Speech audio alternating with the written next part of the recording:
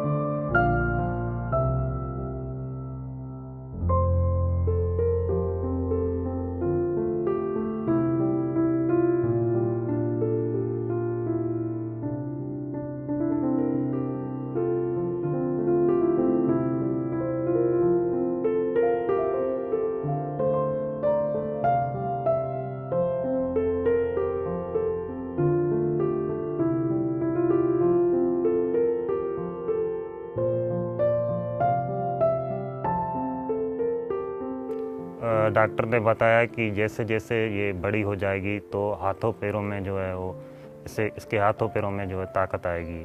मतलब ज़्यादा जो है जैसे जैसे बड़ी होगी तो इसके जो बदन में है उसमें जो है वो ज़्यादा ताकत आएगी।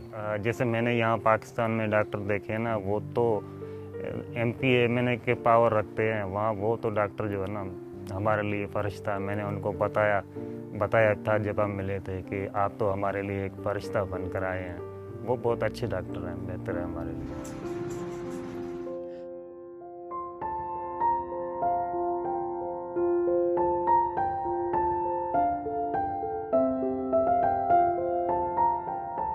हमें ये नजर रखना है कि कोई प्रॉब्लम तो नहीं होता।